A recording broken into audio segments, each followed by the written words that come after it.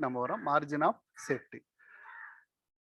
Margin of safety அப்படின்றது total sales minus break even sale. Total sale minus break even sale, அவ்வளவுதான். Total சேல்ல இருந்து break even சேலை நம்ம கழிக்கிறோம். இதுக்கு ஃபார்முலா பாருங்க, MOP total sale minus break even sale, net profit divided by PV ratio அல்லது profit divided by PV ratio அப்படின்னு கூட கொடுக்கலாம். Profit divided by PV ratio அப்படின்னு கூட கொடுக்கலாம். அப்போ இதுல இருந்து கழிச்சிங்கன்னா மார்ஜின் ஆஃப் சேஃப்டிங்கிறது உங்களுக்கு கிடைச்சிரும். மார்ஜின் ஆஃப் சேஃப்டி கிடைச்சிச்சுன்னா கூட நீங்க டோட்டல் சேல்ஸை கண்டுபிடிக்கலாம். இதுக்கு முன்னாடி ஒரு சம் போட்டோம் இல்லைங்களா, இந்த 3 ஸ்டெப் வர மாதிரி ஒரு சம் போட்டோம். இதுல பாருங்க, இந்த சம்மை நீங்க இந்த மாதிரி கூட நீங்க ஒர்க் அவுட் பண்ணலாம். தனியா எடுத்து போட்டோம் இல்லைங்களா இந்த சம். ஆக்சுவலா இந்த சம்மை வந்து நீங்க மார்ஜின் ஆஃப் சேஃப்டி வச்சு கூட நீங்க ஒர்க் அவுட் பண்ணலாங்க. ஒர்க் அவுட் பண்ணீங்கனாலும் உங்களுக்கு ஆன்சர் கிடைக்கும். ஏன்னா உங்களுக்கு வந்து பிரேக் ஈவன் இருக்கு, ப்ராஃபிட் இருக்கு, பிக்சட் காஸ்ட் இருக்கு. இதை வச்சுக்கிட்டு கூட நீங்க கண்டுபிடிக்கலாம். இந்த அடிப்படையில் இந்த சம்மை வந்து போட்டிருந்தா நம்ம எப்படி போட்டிருப்போம் அப்படின்றதுக்கு ஒரு ஹிண்ட் இந்த இடத்துல கொடுக்குறோம் பாருங்க. இதை வச்சுக்கிட்டு ஃபர்ஸ்ட் நீங்க என்ன பண்ணுங்க, எம்ஓஎஸ் கண்டுபிடிச்சிருங்க. எம்ஓஎஸ் கண்டுபிடிங்க, margin of safety. What is the formula for margin of சேஃப்டிங்க? மார்ஜின் ஆஃப் சேஃப்டிக்கான formula profit divided by PV ratio. Profit divided by PV ratio. இதுல என்ன இருக்கு அப்படின்றத நம்ம பார்க்கலாம். ப்ராஃபிட், எம்ஓஎஸ், பிக்சட் காஸ்ட் மட்டும்தான் இருக்கு, ப்ராஃபிட் இருக்கு, ஆனா வந்து பிரேக் ஈவன் சேல்ஸ் தான் இருக்கு இல்லைங்க. Cost divided by PV ratio. அப்பயும் நீங்க வந்து பிவி ரேஷியோ கண்டுபிடிச்சு தான் ஆகணும். பிவி ரேஷியோ கண்டுபிடிச்சு தான் ஆகணும். அப்போ பிவி ரேஷியோ கண்டுபிடிக்கிறப்போ ஆல்மோஸ்ட் இந்த ஸ்டெப்புக்கு நீங்க வந்துருவீங்க. இந்த ஸ்டெப்புக்கு வந்துருவீங்க. இன்னொரு ஃபார்முலா என்ன ஃபார்முலா இருக்குங்க? அதாவது நீங்க 50,000 மைனஸ் 40,000 10,000. இல்ல கரெக்ட் தான். உங்களுக்கு வந்து டோட்டல் சேல்ஸ் தான் நம்ம கண்டுபிடிக்கணும். ஆக்சுவல் சேல்ஸ்ங்கிறது டோட்டல் சேல்ஸ் தான் கண்டுபிடிக்கணும். இப்போ எம்ஓஎஸ்ங்கிறது நமக்கு தெரிஞ்சிருந்தா வேணா ஓகே. அப்போ இந்த இடத்துல நீங்க எம்ஓஎஸ்ஸே கண்டுபிடிக்கணும் இந்த இடத்துல. அப்படின்றப்ப இது மட்டும் தான் நமக்கு அவைலபிள் இருக்குங்க. இப்போ as per நமக்கு அவைலபிள் இன்ஃபர்மேஷன் எடுத்து புட் பண்ணுங்க. எம்ஓஎஸ் அந்த சம்மில் கிடையாதுங்க. அடுத்தது ப்ராஃபிட் நமக்கு கொடுத்துருக்கு எவ்வளோங்க, 2000 நமக்கு கொடுத்துருக்கு. இப்போ பிவி ரேஷியோவும் தெரியாது இல்லைங்க, சம்மில் வந்து பிவி ரேஷியோவும் நமக்கு கொடுக்கல. அப்போ பிவி ரேஷியோவை நீங்க கண்டுபிடிக்கணும். அப்போ இந்த ஸ்டெப் பிரகாரம், அதாவது as per ஸ்டெப் 2ல பிவி ரேஷியோங்கிறது 20%. இந்த அடிப்படையில் நம்ம போட்டிருக்கோம். அதில் நீங்க கண்டுபிடிச்சிருந்தீங்கன்னா இப்போ எம்ஓஎஸ் நீங்க கண்டுபிடிக்கலாம். 2000 டிவைடட் பை 20%. அப்போ 2000 டிவைடட் பை 20,000 அப்படின்றப்ப எம்ஓஎஸ் உங்களுக்கு எவ்வளவு கிடைக்கும் அப்படின்னு பாத்தீங்கன்னா 10,000 கிடைக்கும். 10,000 கிடைக்கும். அப்போ எம்ஓஎஸ் 10,000 அப்படின்னா எம்ஓஎஸ் ஈக்குவல் டு அதாவது total sale minus PIB sale. Minus PIB sale. இது வந்து செகண்ட் ஸ்டெப். அப்போ எம்ஓஎஸ் இங்க 10,000, அடுத்து டோட்டல் சேல்ஸ் இங்க தெரியாது, அதெல்லாம் நம்ம கண்டுபிடிக்கிறோம். மைனஸ் பிஇபி வந்து நமக்கு 40. இந்த மைனஸ் 40 அந்த பக்கம் போறப்ப பிளஸ் 40 ஆயிரும். அப்போ டிஎஸ் ஈக்குவல் டு 50,000 அப்படின்றது நமக்கு கிடைக்கும். Total sales 50,000. அப்போ எப்படி போட்டாலும் நீங்க என்ன பண்ணி ஆகணும், பிவி ரேஷியோ வந்து ஃபைண்ட் அவுட் பண்ணணும். நீங்க எம்ஓஎஸ்ல போட்டாலும் சரி, அதுல போட்டாலும் சரி, பிவி ரேஷியோவை நீங்க ஃபைண்ட் அவுட் பண்ணணும். அதனால மேல இருக்கிற ஆஸ்பெக்ட்ஸ் போட்டாலுமே உங்களுக்கு கரெக்ட் தான், கீழ இருந்து வந்தீங்கனாலும் உங்களுக்கு கரெக்ட் தான். இது வந்து பர்சன்டேஜுங்க. மார்ஜின் ஆஃப் சேஃப்டியை வெளிப்படுத்துறது எது விதத்துல வெளிப்படுறது, சதவீதத்தில் வெளிப்படுத்து அப்படின்னு அர்த்தம். சதவீதத்தில் வெளிப்படுத்து அப்படின்னு அர்த்தம். அப்படிங்கிறப்ப மட்டும்தான் நீங்க என்ன பண்ணணும் அப்படின்ட்டா இந்த எம்ஓஎஸ்ஸால நம்ம டிவைட் பண்றதுங்க. இந்த அடிப்படையில தான் வந்து இந்த டிஆர்பி கொஸ்டின் வந்து நமக்கு கேட்கப்பட்டதுங்க. ஒரு கொஸ்டின் நமக்கு கொடுத்துருப்பாங்க, அது இன்னும் போடாமையே நம்ம இருக்கோம் பாருங்க. இந்த கடைசி question, margin of safety 25%, PV ratio 50%, sales 60 lakh. 4 ஆன்சருமே கிடையாது. ஆனா ஆப்ஷன் ஏ தான் வந்து கரெக்டான ஆன்சரு அப்படின்னு சொல்லி நம்ம கொடுத்துருக்கோம். ஆனா வந்து இதுக்கு இன்னுமே சரியான டெக்ஸ்ட் புக்கை வந்து இன்னும் ஃபைண்ட் அவுட் பண்ண முடியலைங்க. ஆனா இது ரிலேட்டடா இருக்கிற வேற ஒரு சம் இருக்கு. அதை வந்து உங்களுக்கு குரூப்ல கூட அந்த பேட்சுக்கு வந்து நான் அனுப்பிச்சிருந்தேன். இந்த சம் மட்டும் இருக்கட்டும்ங்க. அது சரியான புக்கு கண்டுபிடிக்கிற வரைக்கும் அப்படிதான் இருக்கும். இப்போ சம் பாருங்க. மார்ஜின் ஆஃப் சேஃப்டிங்கிறது எப்பயுமே உங்களுக்கு ப்ராஃபிட் பாயிண்ட் அப்படின்றத பார்த்துக்கோங்க. ப்ராஃபிட்டுங்கிற point when margin of safety is 20% and PV ratio is 60%, the profit will be அப்படின்னு கேட்டிருக்காங்க. the profit will be அப்படின்னு கேட்டிருக்காங்க. நீங்க இந்த ரெண்டையும் அப்படியே இந்த ரெண்டுமே பர்சன்டேஜில் இருந்தா ஒண்ணுமே பண்ண தேவையில்லை. இந்த ரெண்டையும் அப்படியே மல்டிபிள் பண்ணீங்கன்னா போதுங்க. அப்போ MOSயும் நீங்க என்ன பண்ணா போதும், PV ரேஷியோவையும் மல்டிபிள் பண்ணாவே போதும். அப்போ MOS ரேஷியோ எவ்வளவு அப்படின்னு பாத்தீங்கன்னா 20%, 20/100 அப்படின்னு கொடுக்கலாம். அடுத்தா பாத்தீங்கன்னா 60/100 அப்படின்னு நீங்க கொடுக்கலாம். அல்லது சிம்பிளா நீங்க எடுத்துக்கணும்னா 0.2 இன்டூ 0.6 இப்படி எடுத்துக்கோங்க. 0.2 இன்டூ 0.6. அப்போ இந்த ரெண்டையும் எடுக்கிறப்போ 0.12 அல்லது நம்ம இதை எப்படி சொல்லலாம் அப்படின்னு பாத்தீங்கன்னா 12% அப்படின்னு சொல்லிடலாம். இது 12%. இது எதனால நம்ம பெருக்கிறோம்? நம்மளுடைய ஃபார்முலா பாருங்க. இந்த ஃபார்முலாவில் PV ரேஷியோவை இங்க கொண்டது நம்ம மல்டிபிள் பண்ணலாம். Margin of safety into PV ratio equal to நம்மளை பொறுத்த வரைக்கும் என்ன அப்படின்ட்டா நெட் ப்ராஃபிட்டாக இருக்கும். நெட் ப்ராஃபிட்டாக இருக்கும். அதனால இந்த மாதிரி கொடுத்தாங்கன்னா பிரச்சனையே இல்லை, ரெண்டையும் பெருக்கிடலாம். இந்த அடிப்படையில் கேட்கப்பட்ட கணக்கு தான் இதுங்க. மார்ஜின் ஆஃப் சேஃப்டி இருக்கு, PV ரேஷியோவும் இருக்கு. நம்ம டக்குன்னு என்ன பண்ணிடுவோம், இந்த ரெண்டையும் மல்டிபிள் பண்ணிடுவோம். பண்ணிட்டு இதால மல்டிபிள் பண்ணோம் அப்படின்னா வேற ஒரு ஆன்சர் தான் நமக்கு கிடைக்குதுங்க. இது வரைக்கும் ஓகே, பாதி ஓகே. ஆனா வந்து மீதி வந்து தவறாக இருக்கும். ஃபர்ஸ்ட் சம்மனுடைய அடிப்படையில் தான் இது போட்டிருக்காங்க. அடுத்தது பாருங்க, ரெண்டாவது கொஸ்டின் நமக்கு to fixed cost. Fixed cost வந்து 18,000, variable cost 30,000, total sale 60,000, unit sold 20,000. The margin of safety. இப்போ நமக்கு நம்ம என்ன பண்ணணும், ஆக்சுவல் சேல்ஸும் BEP சேல்ஸும் இருந்தால் போதும். அப்படி இருந்தால் மார்ஜின் ஆஃப் சேஃப்டியை நம்ம கண்டுபிடிச்சிடலாம். இதில் வந்து மார்ஜின் ஆஃப் சேஃப்டி எதில் வேணும்னு கேட்டிருக்காங்க, யூனிட்ஸில் கேட்டிருக்காங்க. நமக்கு எதில் கேட்டாலும் ஒன்றும் பிரச்சனை இல்லை. அந்த யூனிட் சோல்டால நம்ம டிவைட் பண்ணிட்டா வேலை முடிஞ்சதுங்க, அவ்வளோதான். இப்போ நம்ம என்ன பண்ணுறோம் அப்படின்னா as per MOSக்கான ஃபார்முலா என்ன? MOSனா நம்ம எப்படி சொல்லுவோம், actual sales minus BEP sale minus BEP sale. இதுதான் நம்மளுடைய ஃபார்முலா. இப்போ நமக்கு என்ன இருக்கு அப்படின்னு பாக்குறப்போ ஆக்சுவல் சேல்ஸ் இருக்கு, BEP தான் நமக்கு இல்லைங்க. அப்போ நம்ம என்ன பண்ணலாம், இதை மட்டும் தனியா ஃபைண்ட் அவுட் பண்ணிடலாம். இந்த வேல்யூ மட்டும் நம்ம தனியா ஃபைண்ட் அவுட் பண்றோம். BEP sales equal to fixed cost divided by PV ratio. PV ratio இருக்கா அப்படின்றது பார்க்கணும். அது இல்லைன்னா அதையும் கண்டுபிடிச்சிடலாம். அப்போ இது கண்டுபிடிக்கிறப்ப கான்ட்ரிபியூஷன் பர் யூனிட் இல்லைங்களா. இப்போ தேர்டு ஸ்டேஜுக்கு வந்துட்டோம். கான்ட்ரிபியூஷன் PV ரேஷியோ கண்டுபிடிக்கணும். PV ரேஷியோ அப்படின்ட்டு வரப்போ இல்லை ப்ராஃபிட் கண்டுபிடிச்சு கூட கண்டுபிடிச்சிருக்கலாம். ப்ராஃபிட் டிவைடட் பை, ஏன்னா MOS தானே கேட்குறாங்க. Profit divided by PV ratio. அதுக்கு நமக்கு PV ரேஷியோ தேவைப்படுங்க. Okay, no problem. PV ratio first கண்டுபிடிச்சிடலாங்க. அப்போ contribution divided by PV ratio, சரி, சேல்ஸ் இன்டூ 100. அப்போ ஆஸ் பர் இதுபடி ஃபிக்ஸட் காஸ்ட்டை விட்டுருங்க.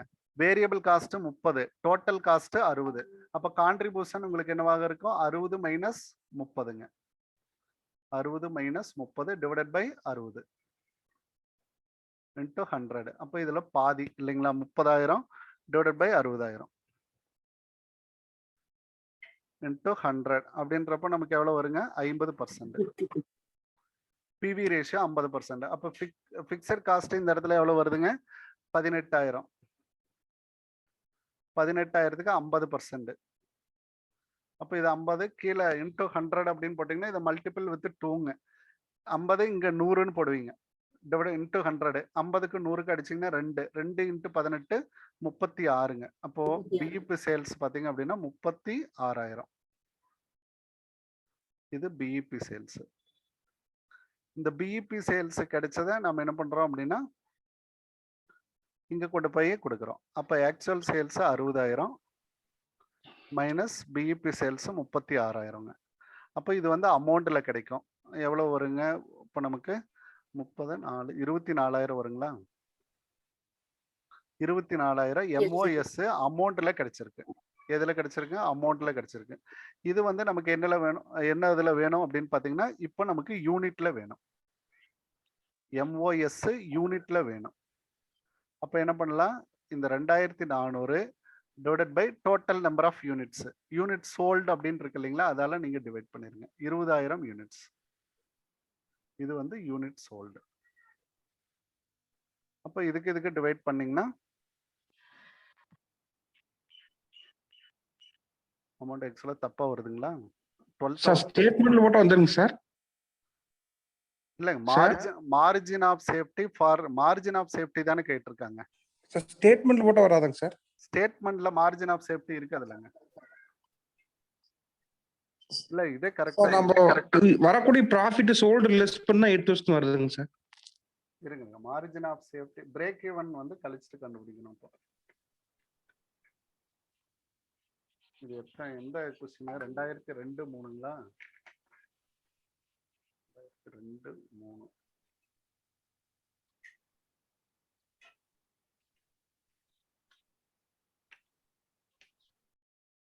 வந்து யூனிட்ல கேட்டிருக்காங்க. இப்போ கான்ட்ரிபியூஷன் பர் யூனிட்டை கண்டுபிடிச்சிட்டு அதை கூட நம்ம டிவைட் பண்ணலாங்க. இதுல இன்னொரு மெத்தட் இதுக்கு பாருங்க. இந்த இடத்துல வந்து இன்னொரு ஃபார்முலா இருக்குங்க.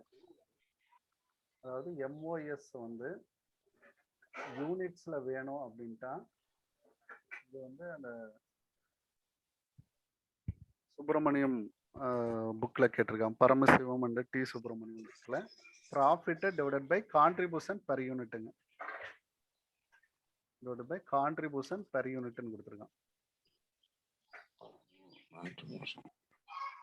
இது ஒரு இம்பார்ட்டன்டான ஒரு ஃபார்முலா. அப்போ இந்த அடிப்படையில போறதை விட இதுல போனீங்க அப்படின்னா உங்களுக்கு கரெக்டான ஆன்சர்ஸ் வருதுங்க. இதுல போடலாமா? ஜஸ்ட் இப்போ இந்த இதை எடுத்து ஒர்க் அவுட் பண்ணி பார்ப்போங்க. இதுல கான்ட்ரிபியூஷன் பெர் யூனிட் அப்படின்றது, இதுல கான்ட்ரிபியூஷன் பெர் யூனிட்டை கண்டுபிடிக்கிறோம். கான்ட்ரிபியூஷன் பெர் யூனிட் இதுல பாருங்க, சேல்ஸ் மைனஸ் வேரியபிள் காஸ்ட் இல்லைங்களா? அப்போ சேல்ஸ் மைனஸ் வேரியபிள் காஸ்ட்ங்கிறது 60,000 minus 30,000 divided by total number of units சோல்டுங்க. அப்போ 30,000 டிவைடட் பை 20,000. அப்போ நமக்கு எவ்வளவு வருங்க? இது 1.5ங்க. Very good. 1.5. இப்போ MOS யூனிட் அப்படின்றது அதாவது ப்ராஃபிட் எவ்வளவுன்னு கொடுத்துருக்காங்களா? 12,000. ப்ராஃபிட் வந்து 12 as per ஸ்டேட்மெண்ட் பாத்தீங்கன்னா 30ல இருந்து 18 கழிக்கணும் இல்லைங்களா? 60ல இருந்து 30, 30ல இருந்து 18 கழிக்கணும். ப்ராஃபிட் வந்து as per ஸ்டேட்மெண்ட்டுங்க. இதன் பிரகாரம் மொத்தம் 60ல இருந்து 30 கழிச்சு மறுபடியும் ஒரு 18 கழிப்பீங்க. கழிக்கிறப்போ 12,000 நமக்கு கிடைக்கும். அப்போ 12,000 டிவைடட் பை 1.5ங்க. 1.5. அப்போ எவ்வளவு யூனிட்ஸ் வருங்க? 1ன்னு வந்தாவே உங்களுக்கு அதிகமா தானே வரும். 12,000 எவ்வளவு வருங்க? 8,000. ஓகே ஓகே, கரெக்டா தாங்க. 1.5ங்கிறப்போ இது பாயிண்ட்ல வந்து ஆக்சுவலா மேலங்களே மேல 10ஆல பெருக்கிட்டு பாருங்கன்னா கரெக்டா இருக்கும் உங்களுக்கு. அப்போ 15 4 6 8 8 15 120 கரெக்டுங்க. மேலங்களே 10ஆல பெருக்கிருங்க. அப்போ 1,20,000 பை 115 அப்படின்றதால மல்டிபிள் பண்ணீங்கன்னா 8,000 யூனிட்ஸ். இது ஒரு இம்பார்ட்டன்டான ஃபார்முலா. இது இந்த பரமசிவம் அண்ட் சுப்பிரமணியம் அந்த புக்கில் இருந்து இந்த ஒரு ஃபார்முலாவை நம்ம கொண்டு வரங்க. Profit divided by contribution per unit. இது ஒரு முக்கியமான ஒரு ஃபார்முலாவா நீங்க MOSக்கு எடுத்துக்கலாம். இதையும் நீங்க நோட் பண்ணி வச்சுக்கோங்க. Profit divided by contribution per unit. இது வந்து என்ன அப்படின்னா இன்ஸ்டீட் ஆஃப் எதுக்கு பதிலாக நம்ம பயன்படுத்துறோம் அப்படின்னாங்க, PV ரேஷியோவுக்கு பதிலாக பயன்படுத்துறோம். யூனிட்ல கேட்கறப்ப மட்டும் இதை நீங்க பயன்படுத்திக்கலாம். தனியா ஒரு இடத்துல இந்த சம்மெல்லாம் கூட நீங்க ஒர்க் அவுட் பண்ணி பார்த்துருங்க. தனியாக ஒரு இடத்துல நோட் பண்ணி. அடுத்து பாருங்க, fixed cost 20,000, margin of safety and margin of safety is 10,000. 2 தடவை கொடுத்துருக்கேன். PV ratio will be, PV ratio எவ்வளோன்னு கேட்டிருக்காங்க. எம்ஓஎஸ் கொடுத்துருக்கு, ஃபிக்ஸட் காஸ்ட்டு கொடுத்துருக்கு. நம்மளை பொறுத்த வரைக்கும் இந்த ரெண்டையும் வச்சு ஏதாவது ஃபார்முலா இருக்கா அப்படின்றத நம்ம பார்க்குறோம்.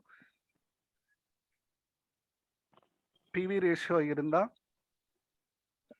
நம்ம பிரேக் ஈவன் சேல்ஸ் கண்டுபிடிச்சு தான் கண்டுபிடிக்கணும்.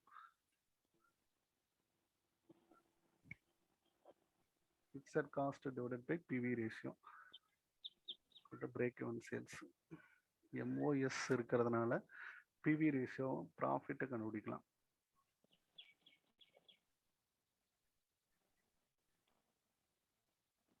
ஆல்டர்னேட்டிவாக கண்டுபிடிக்க முடியுமா அப்படின்றத செக் பண்ணுறோம். இது வந்து ஆக்சுவலி கேனாட் பி டிட்டர்மைன்டு தான் இதுக்கு ஆன்சருங்க. இது வந்து கண்டுபிடிக்க முடியாதுங்கிறத அதனுடைய ஆன்சரு. இதில் நார்மலாக கண்டுபிடிக்கணும்னா எப்படி கண்டுபிடிக்கணும்? ஃபஸ்ட்டு எம்ஓஎஸ்ல நீங்கள் அப்ளை பண்ணணும். எம்ஓஎஸ்க்கான ஃபார்முலா பார்த்தீங்கன்னா profit divided by PV ratio இல்லைங்களா? பிவி ரேஷியோ இதில் எந்த மதிப்பு இருக்குன்னு பார்க்கணும். எம்ஓஎஸ் கொடுத்துட்டாங்க. இந்த ரெண்டுல ஏதோ ஒரு மதிப்பு நமக்கு கொடுக்கப்பட்டிருக்கணும். ஒன்று ப்ராஃபிட் இருக்கணும், இல்லைன்னா பிவி ரேஷியோ இருக்கு. பிவி ரேஷியோவை கண்டுபிடிக்கிறோம்னா கண்டிப்பாக இந்த மதிப்பு இருக்கணுங்க. இந்த மதிப்பு இல்லாமல் நம்ம அதை கண்டுபிடிக்க முடியாது. ஆக்சுவலாக இந்த மதிப்பு இல்லாமல் நம்ம அதை கண்டுபிடிக்க முடியாதுங்க. அதனால இது வந்து cannot be determined அப்படின்ட்டு ஆன்சர் கொடுத்துருக்காங்க. இந்த சம்மே பார்த்தீங்க அப்படின்னா இதில் அப்ளை பண்ணி நம்ம பிவி ரேஷியோ கண்டுபிடிக்கணும். இந்த வேல்யூ வந்து தெரியாது. அதுக்கு பதிலாக நமக்கு என்ன தான் கொடுத்துருக்காங்க? ஃபிக்ஸட் காஸ்ட் மட்டும்தான் கொடுத்துருக்காங்க. வெறும் ஃபிக்ஸட் காஸ்ட்டை வச்சுக்கிட்டு அதர் இன்ஃபர்மேஷன் இல்லாமல் நம்ம கண்டுபிடிக்க முடியாது. It's not a correct answer. இதுக்கான டிஆர்பி ஆன்சரும் இதுதாங்க, cannot be determined தான். அதனால அது மண்டையை போட்டு உடச்சிக்க வேண்டாம், விட்டுறலாம். அதோட margin of safety can be improved. எப்போ இம்ப்ரூவ் ஆகும் அப்படின்னு கேட்டிருக்காங்க. மார்ஜின் ஆஃப் சேஃப்டிங்கிறது மொத்தத்தில் உங்களுக்கு என்ன அப்படின்னு பார்த்தீங்கன்னா ப்ராஃபிட், அதாவது ஹையர் ப்ராஃபிட் அப்படின்னு நம்ம சொல்லலாம். ஹையர் ப்ராஃபிட் மோர் தேன் த பிஇபி தான் வந்து நம்ம மார்ஜின் ஆஃப் சேஃப்டின்னு சொல்லுவோம். அதனால இது வந்து பார்த்தீங்க அப்படின்னா உங்களுக்கு ஒரு ஹையர் ப்ராஃபிட் அப்படின்றது சேல்ஸ் இன்க்ரீஸ் ஆனால் ப்ராஃபிட் ரைஸ் ஆகும். Correct. Lowering variable cost, variable cost குறைஞ்சாலும் நமக்கு லாபம் தான் உங்களை பொறுத்த வரைக்கும். அப்போ லோயரிங் ஃபிக்ஸடு காஸ்ட் வந்தாலும் நமக்கு லாபம் தான். மார்ஜின் ஆஃப் சேஃப்டி மட்டும் இதையும் எடுத்துக்கும், அதாவது ஃபிக்ஸட் காஸ்ட்டையும் எடுத்துக்கும்.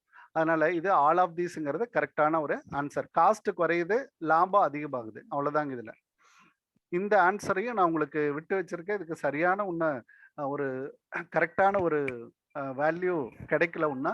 அதனால இது கிடைச்சதுன்னா ரெஃபரன்ஸ் புக் ப்ராப்பராக கிடைச்சதுன்னா I will be explain that.